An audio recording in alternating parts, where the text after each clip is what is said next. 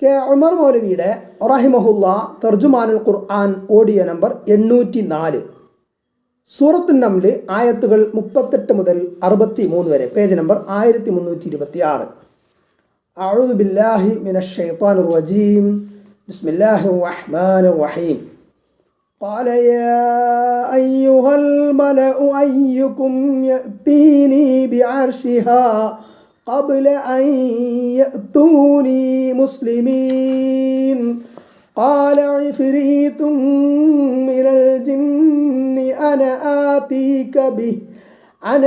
آتيك به قبل أن تقوم من مقامك وإني عليه لقوي أمين.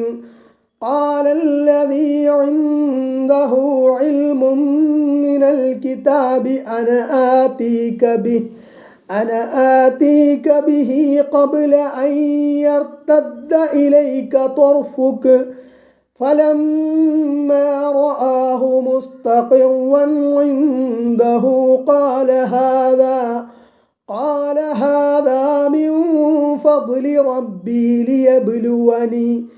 ليبلوني أأشكر أم أكفر فمن شكر فإنما يشكر لنفسه ومن كفر فإن ربي غني كريم. قال نكروا لها عرشها ننظر أتهتدي أم تكون من الذين لا يهتدون. فلما جاءت قيل أهكذا عرشك قالت كأنه هو وأوتينا العلم من قبلها وكنا مسلمين.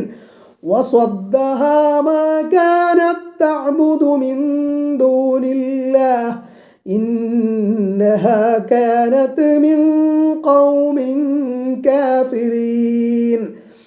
قيل لها ادخل الصرح فلما رأته حسبته لجة وكشفت عن ساقيها قال إنه صرح ممرد من قوارير.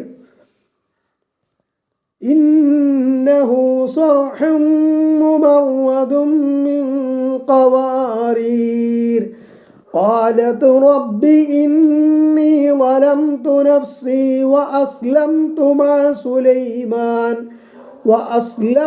مع سليمان لله رب العالمين. ولقد أرسلنا إلى ثمود أخاهم صالحا أن اعبدوا الله فإذا هم فريقان يختصمون.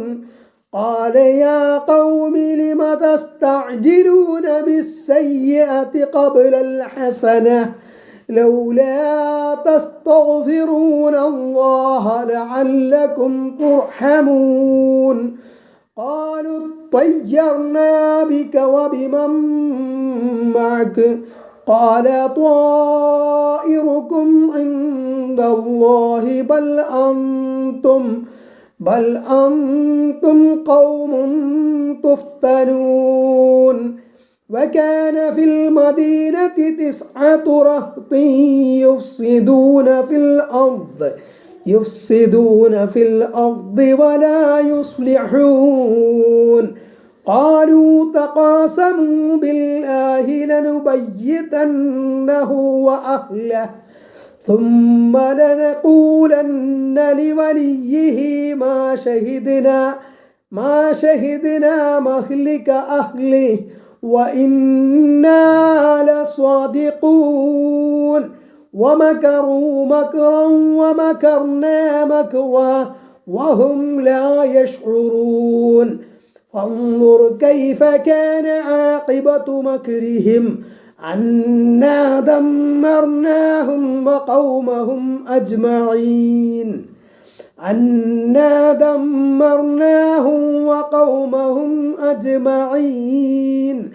فتلك بيوتهم خاوية بما ظلموا إن في ذلك لآية لقوم يعلمون وأنجينا الذين آمنوا وكانوا يتقون ولوطا إذ قال لقومه أتأتون الفاحشة وأنتم تبصرون أئنكم لتأتون الرجال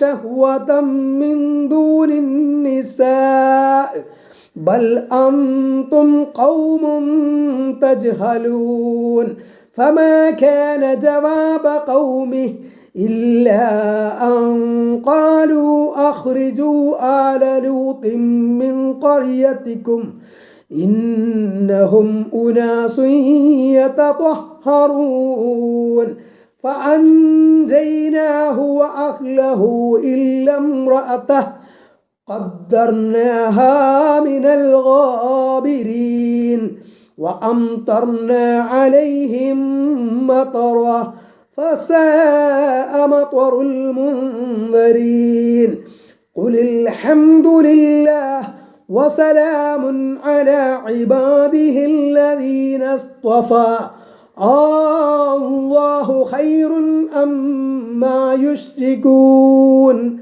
أمن خلق السماوات والأرض وأنزل لكم من السماء ماء فأنبتنا به حدائق ذات بهجة ما كان لكم أن تنبتوا شجرها أإله مع الله بل هم قوم يعدلون أمن جعل الأرض قرارا وجعل خلالها أنهارا وجعل لها رواسي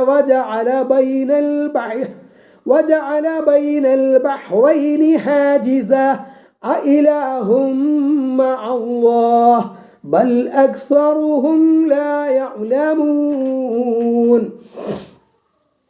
أمن يجيب المضطر إذا دعاه ويكشف السوء ويجعلكم خلفاء الأرض أإله مع الله قليلا ما تذكرون أمن يهديكم في ظلمات البر والبحر ومن يرسل الرياح بشرا بين يدي رحمته أإله مع الله تعالى الله عما يشركون.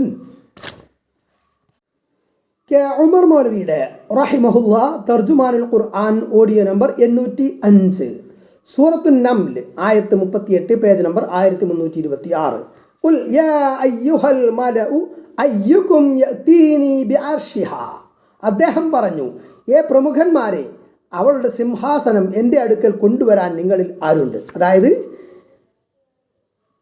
സുലൈമാൻ നബി അലൈഹിസ്സലാം പറഞ്ഞു, ഖബല അൻ യഅതൂനി മുസ്ലിമീൻ, കീഴടങ്ങിയവരായി എൻ്റെ അടുക്കൽ അവർ വരുന്നതിന് മുമ്പ്. പേജ് നമ്പർ 1327 ആയത്ത് 39. ഖാല ഉഫരീതും മിനൽ ജിന്നി, ജിന്നുകളിൽപ്പെട്ട ഒരു മല്ലൻ പറഞ്ഞു, അന ആതീക ബിഹി ഖബല അൻ തഖൂമ മിൻ മഖാമിക, അങ്ങയുടെ ഇരിപ്പിടത്തിൽ നിന്ന് അങ്ങ് എഴുന്നേൽക്കുന്നതിന് മുമ്പ് ഞാനത് അങ്ങയുടെ മുമ്പാകെ കൊണ്ടുവരാം. വ ഇന്നി അലൈഹി ലഖവിയ്യുൻ അമീൻ, നിശ്ചയമായും ഞാൻ അതിന് കഴിവുള്ളവനും വിശ്വസ്തനുമാകുന്നു. ആയത്ത് 40. ഖാലല്ലദീ ഇൻദഹു ഇൽമും മിനൽ കിതാബി, വേദത്തിൽ നിന്നുള്ള വിജ്ഞാനം കൈവശമുള്ളയാൾ പറഞ്ഞു, അന ആതീക ബിഹി ഖബല അൻ യർതദ്ദ ഇലൈക ത്വർഫുക, താങ്കളുടെ ദൃഷ്ടി താങ്കളിലേക്ക് തിരിച്ചു വരുന്നതിന് മുമ്പായി ഞാൻ അത് താങ്കളുടെ അടുക്കൽ കൊണ്ടുവരാം. ഫലമ്മാ റആഹു മുസ്തഖിറൻ ഇൻദഹു, അങ്ങനെ അത് തൻ്റെ അടുക്കൽ സ്ഥിതി ചെയ്യുന്നതായി അദ്ദേഹം കണ്ടപ്പോൾ, ഖാല ഹാദാ മിൻ ഫദ്ലി റബ്ബി, ലിയബ്ലുവനി അഷ്കുറു അം അക്ഫുറു. അദ്ദേഹം പറഞ്ഞു, ഞാൻ നന്ദി കാണിക്കുന്നുവോ അതോ നന്ദികേട് കാണിക്കുന്നുവോ എന്ന് എന്നെ പരീക്ഷിക്കുവാനായി. എൻ്റെ റബ്ബിൻ്റെ അനുഗ്രഹത്തിൽ പെട്ടതാണ് ഇത്. വമൻ ശകറ ഫഇന്നമാ യഷ്കുറു ലിനഫ്സിഹി. ആർ നന്ദി കാണിക്കുന്നുവോ അവൻ നന്ദി കാണിക്കുന്നത് അവന് വേണ്ടി തന്നെ. വമൻ കഫറ ഫഇന്ന റബ്ബി ഗനിയ്യുൻ കരീം. ഗനിയ്യുൻ കരീം, വല്ലവനും നന്ദികേട് കാണിക്കുന്ന പക്ഷം നിശ്ചയമായും എൻ്റെ റബ്ബ് ഐശ്വര്യവാനും ഔദാര്യവാനുമാകുന്നു. നന്ദിയുടെ ഗുണവും നന്ദികേടിൻ്റെ ദോഷവും അവരവർക്ക് തന്നെയാണ്. അള്ളാഹുവിന് അതുകൊണ്ടൊന്നുമില്ല. വേദത്തിൽ നിന്നുള്ള വിജ്ഞാനമുള്ളയാൾ ദൃഷ്ടി താങ്കളിലേക്ക് തിരിച്ചു വരും മുമ്പ് സിംഹാസനം കൊണ്ടുവരാം എന്ന് പറഞ്ഞല്ലോ. കിതാബ് എന്നാണ് പദം. കിതാബ് എന്നതുകൊണ്ട് ഇവിടെ ഉദ്ദേശിക്കുന്നത് പ്രവാചകന്മാർക്ക് ഇറക്കപ്പെട്ട കിതാബാണെന്ന് എന്നും ലൗഹുൽ മഹ്ഫൂദ് ആണെന്നും വ്യത്യസ്ത അഭിപ്രായങ്ങളുണ്ട്. സുലൈമാൻ നബി അലൈഹിസ്സലാമയുടെ ചരിത്രം ഒട്ടേറെ അസാധാരണത്വവും അമാനുഷികതയും നിറഞ്ഞു നിൽക്കുന്നതത്രേ. ലോകത്ത് മറ്റാർക്കും ലഭിച്ചിട്ടില്ലാത്ത അധികാര പദവികളും ആശ്ചര്യകരമായ അനുഗ്രഹങ്ങളും സൗകര്യങ്ങളും ലഭിച്ച പ്രവാചകനും ഭരണാധിപനുമാണ് അദ്ദേഹം. പ്രവാചകത്വവും ഭരണാധിപത്യവും ഒന്നിച്ച് ലഭിച്ച അപൂർവ വ്യക്തികളിൽപ്പെട്ട മഹാത്മാവാണ് സുലൈമാൻ നബി അലൈഹിസ്സലാം. മനുഷ്യ സൃഷ്ടിക്ക് ഗോചരമല്ലാത്ത ജിന്ന് വർഗത്തെ അള്ളാഹു അദ്ദേഹത്തിന് കീഴൊതുക്കി കൊടുത്തു.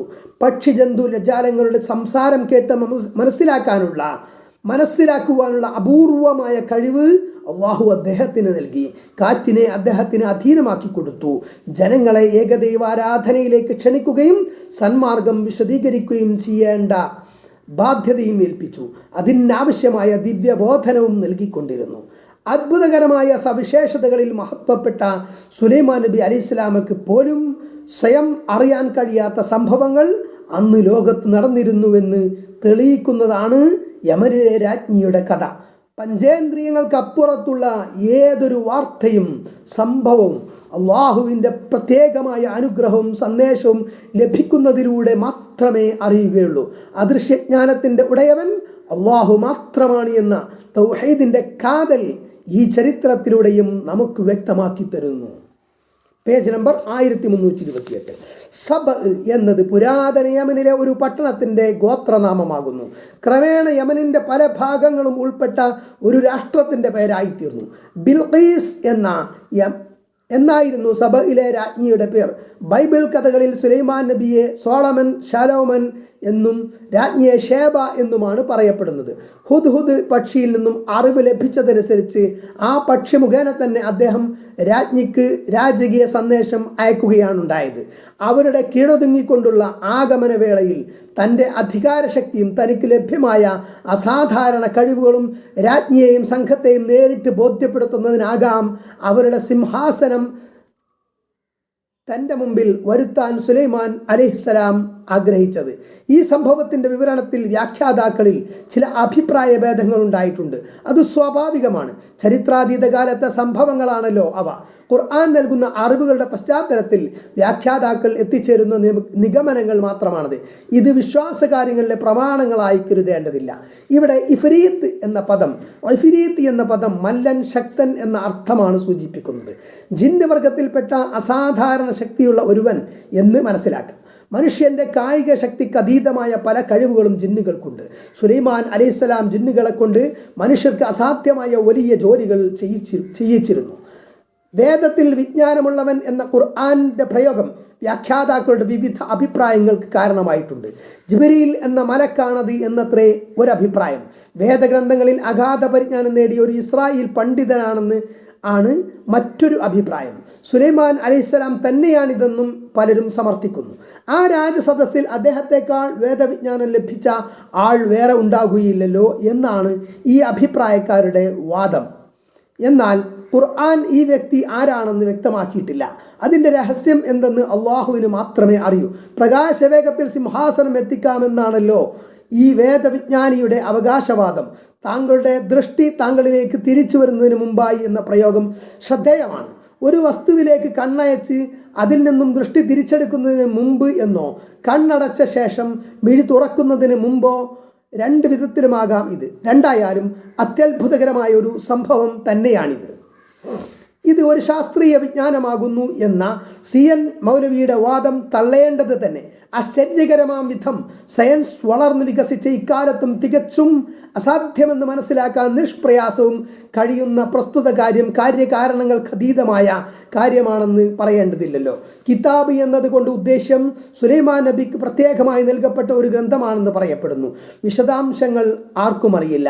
അള്ളാഹുവിനോട് പ്രാർത്ഥിച്ചാൽ ക്ഷണത്തിൽ ഉത്തരം കിട്ടുന്ന അത്യുത്കൃഷ്ടമായ ചില നാമങ്ങൾ അള്ളാഹുവിനുണ്ടെന്ന് ഹദീസുകളിൽ വന്നിട്ടുള്ളത് ഇതുമായി ചേർത്ത് നിഗമിക്കാമെന്നല്ലാതെ മറ്റൊന്നും നമുക്കറിഞ്ഞുകൂടാ. എന്തെങ്കിലും അഭിപ്രായപ്പെടാൻ പാടുള്ളതുമല്ല. ചില ആഭിചാരകന്മാർ ഈ വിഷയത്തെ ആസ്പദമാക്കി പലതും കെട്ടിപ്പറഞ്ഞിട്ടുണ്ട്. ചില മന്ത്രതന്ത്രങ്ങൾ രൂപപ്പെടുത്തിയ ഗ്രന്ഥങ്ങളും ആവിഷ്കരിച്ചിട്ടുണ്ട്. അവ ഹൃദയസ്ഥമാക്കി ചില ധ്യാനമുറകൾ സ്വീകരിച്ച് ആത്മീയ ശക്തി നേടിക്കൊണ്ട് ചില അദൃശ്യ ജ്ഞാനങ്ങൾ സ്വായത്തമാക്കാമെന്നും പല അത്ഭുതങ്ങളും വെളിപ്പെടുത്താമെന്നും വാദിക്കുന്ന കപടഭക്തന്മാർ പല പേരുകളിലൂടെ ദുർബല ഹൃദയരെയും അവിശ്വാസികളെയും ചൊൽപ്പടിയിലാക്കുന്നു. തികഞ്ഞ പൈശാചികത്വമാണിത്. പുരാണേതിഹാസങ്ങളിലെ മഹർഷിമാരുടെ സങ്കല്പ കഥകൾക്കൊപ്പിച്ച് നിർമ്മിക്കപ്പെട്ട ചൂഷകവർഗത്തിൻ്റെ കുപ്രചാരണം മാത്രമാണിത്. ഇത്തരം മനുഷ്യപിശാചുക്കളുടെ പ്രലോഭനങ്ങളിൽ കുടുങ്ങി വിശ്വാസ വ്യതിചലനം സംഭവിക്കുന്നവർ ധാരാളമുണ്ട്. ഖുർആനിൻ്റെ യഥാർത്ഥ അനുയായികൾ ഇതിൽ അകപ്പെട്ടു പോകുകയില്ല. വികല വിശ്വാസികളെ യഥാർത്ഥ വീഥിയിലേക്ക് നയിക്കാൻ തൗഹീദിൻ്റെ വക്താക്കൾ വളരെ പരിശ്രമിക്കേണ്ടതുണ്ട്. കെ ഉമർ മൗലവിയുടെ റഹിമഹുല്ല തർജുമാനുൽ ഖുർആൻ ഓഡിയോ നമ്പർ 806 സൂറത്തുൻ നംൽ ആയത്ത് 41 പേജ് നമ്പർ 1329. ഖാല നക്കിറൂ ലഹാ അർശഹ, അദ്ദേഹം പറഞ്ഞു അവൾക്ക് അവളുടെ സിംഹാസനം തിരിച്ചറിയാത്ത വിധം നിങ്ങൾ മാറ്റം വരുത്തുക. നൻദുർ അതഹ്തദി അം തകൂനു മിനല്ലദീന ലാ യഹ്തദൂൻ, അവൾ യാഥാർത്ഥ്യം മനസ്സിലാക്കുമോ അഥവാ അവൾ യാഥാർത്ഥ്യം കണ്ടെത്താത്തവരുടെ കൂട്ടത്തിലായി പോകുമോ എന്ന് നമുക്ക് നോക്കാം. തനിക്ക് ലഭ്യമായിട്ടുള്ള പ്രവാചകത്വം, രാജാധികാരം തുടങ്ങിയ അനുഗ്രഹങ്ങളിലേക്ക് രാജ്ഞിയുടെയും പരിവാരങ്ങളുടെയും ശ്രദ്ധ തിരിക്കുവാനും അവളുടെ ബുദ്ധിശക്തി പരീക്ഷിക്കുവാനും സുലൈമാൻ നബി അലൈഹിസ്സലാം ഇങ്ങനെ ചെയ്തത്. അവളുടെ ബുദ്ധിശക്തി പരീക്ഷിക്കുവാനുമാകും സുലൈമാൻ നബി അലൈഹിസ്സലാം ഇങ്ങനെ ചെയ്തത്. 42 ഫലമ്മാ ജാഅത് ഖീല അഹാകദാ അർശുകി, അങ്ങനെ അവൾ വന്നപ്പോൾ നിങ്ങളുടെ സിംഹാസനം ഇതുപോലെയാണോ എന്ന് ചോദിക്കപ്പെട്ടു. ഖാലത് കഅന്നഹു ഹുവ, ഇതുപോലെ തന്നെയാണോ എന്ന് തോന്നുന്നു, ഇതുപോലെ തന്നെയാണെന്ന് തോന്നുന്നു എന്ന് അവൾ മറുപടി പറഞ്ഞു.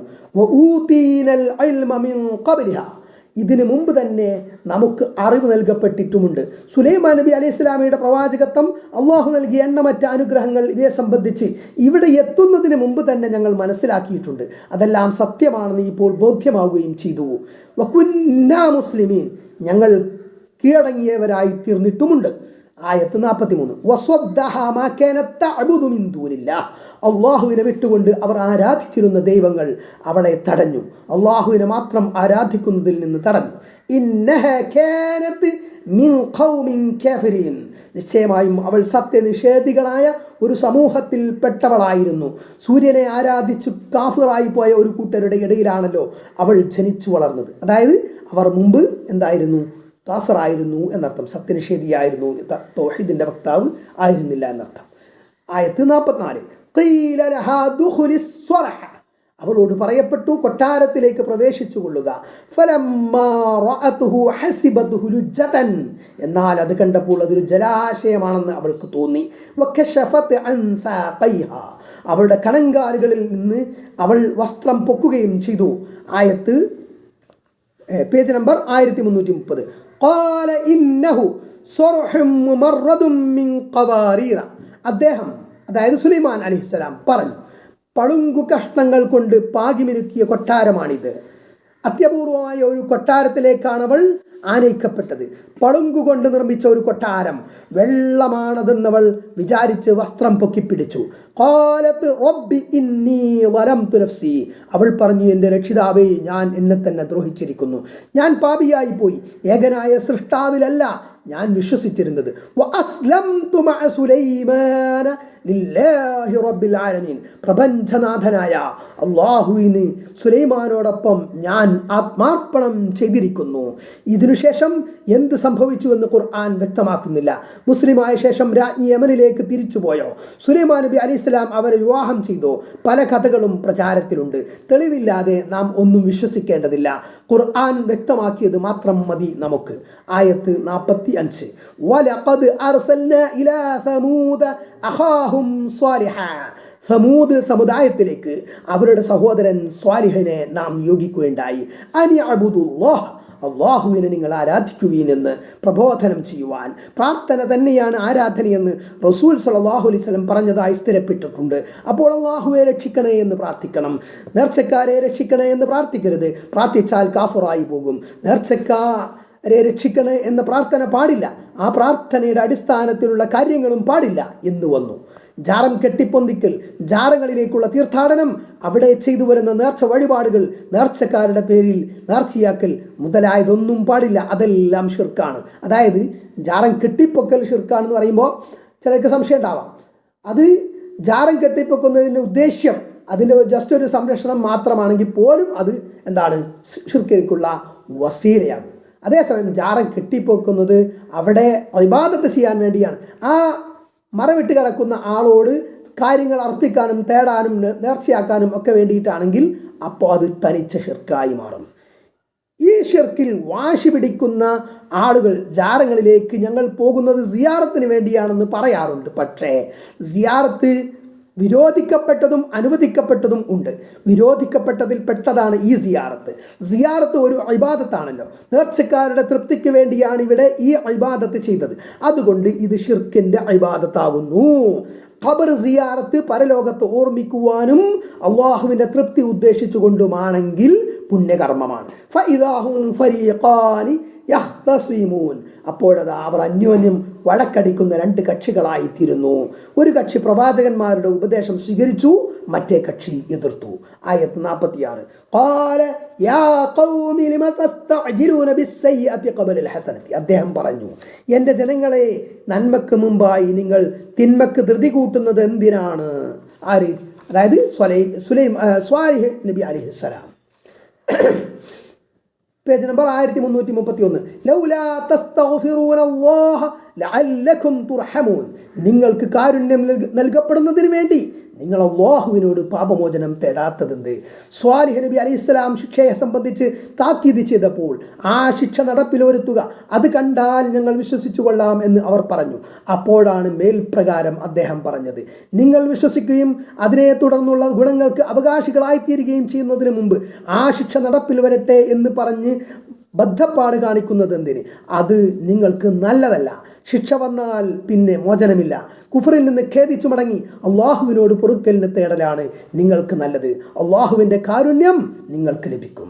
ആയത്ത് 47. അവർ പറഞ്ഞു, നീ മുഖേനയും നിന്റെ കൂടെയുള്ളവർ മുഖേനയും ഞങ്ങൾക്ക് ശകുനപ്പിഴയിലായിരിക്കുന്നു.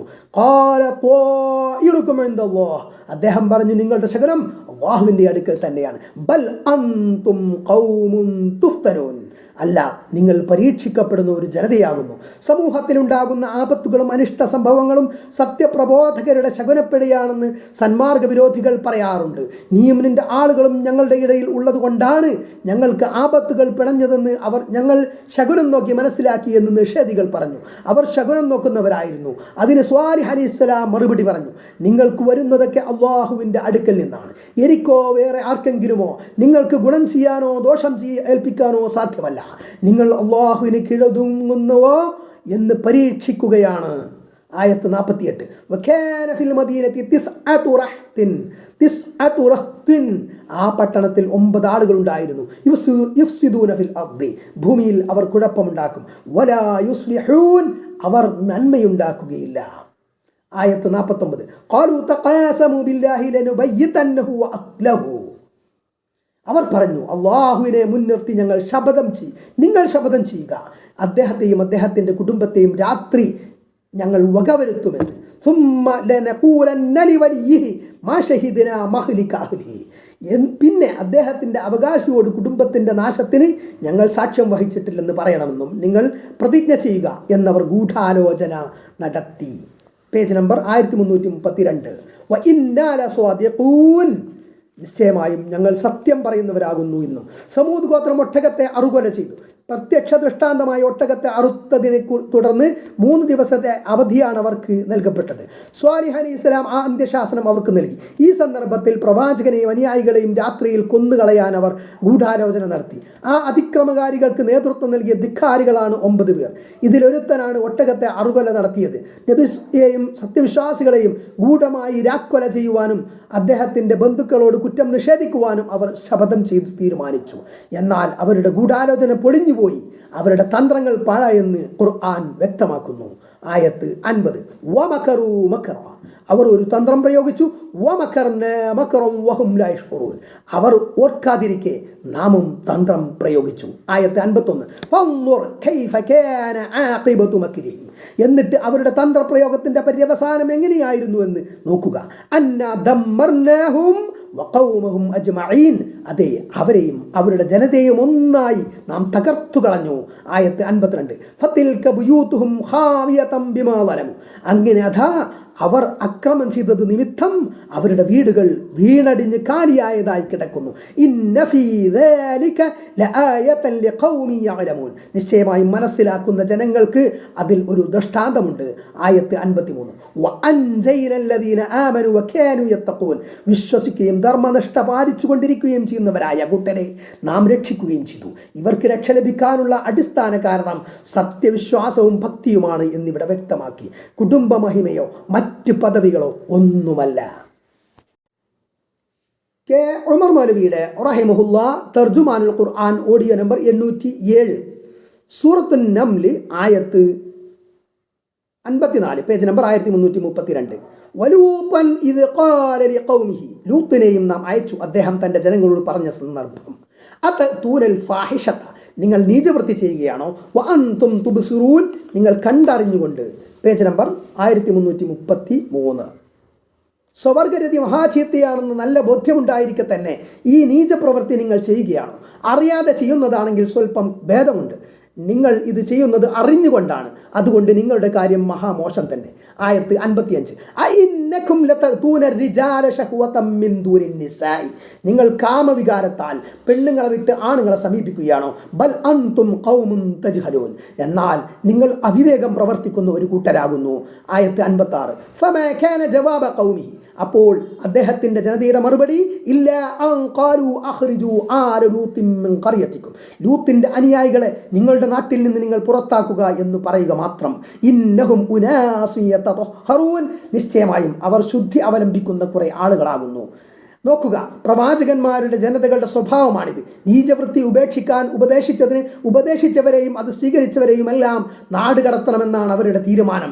ആ നീചവൃത്തി ഉപേക്ഷിക്കണമെന്ന് പറഞ്ഞതിന് ഇവർ വലിയ ശുദ്ധി അവലംബിക്കുന്നവരാണെന്ന പരിഹാസവും. പ്രവാചകന്മാർ എത്ര വലിയ ക്ഷമാശീലർ, എത്ര വലിയ സമാധാനപ്രിയർ. ദുഷ്കർമ്മങ്ങൾ ഉപേക്ഷിക്കണമെന്ന് ഉപദേശിക്കുന്നവരെ പരിഹസിക്കുക എന്നത് എക്കാലത്തുമുള്ള പതിവാണ്. ആയത്ത് 57. ഫഅൻജൈനാഹു അഹ്ലഹു, അപ്പോൾ ലൂത്തിനെയും അദ്ദേഹത്തിൻ്റെ കുടുംബത്തെയും നാം രക്ഷപ്പെടുത്തി. ഇല്ലംറഅതഹു, അദ്ദേഹത്തിൻ്റെ ഭാര്യ ഒഴികെ. ഫദമ്മർനാഹ മിനൽ ഗാബിരീൻ, പിന്മാറി നിന്നവരുടെ കൂട്ടത്തിലാണ് അവളെ നാം കണക്കാക്കിയത്.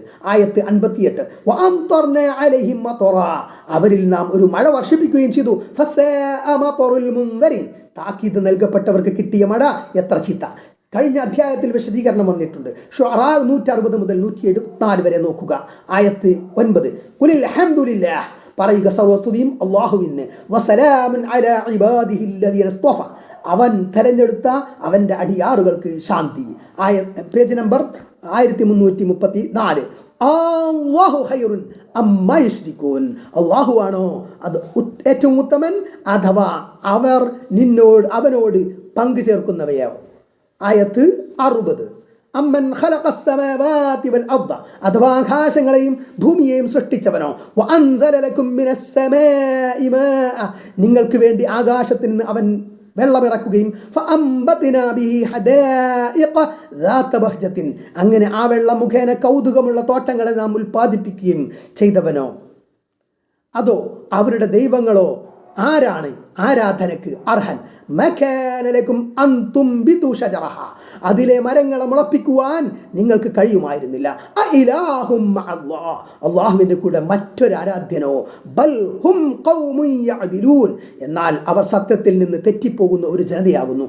ആകാശഭൂമികളെയും മനുഷ്യരെയും മറ്റ് ജീവികളെയും അല്ലാഹു സൃഷ്ടിച്ചു. മഴ പെയ്യിപ്പിച്ച് ഉണങ്ങി വരേണ്ട നിർജീവമായ ഭൂമിയെ ചെടികളും വൃക്ഷങ്ങളെ കൊണ്ടും സജീവമാക്കി. ഇതൊന്നും ചെയ്യാൻ മനുഷ്യർക്ക് സാധ്യമല്ല.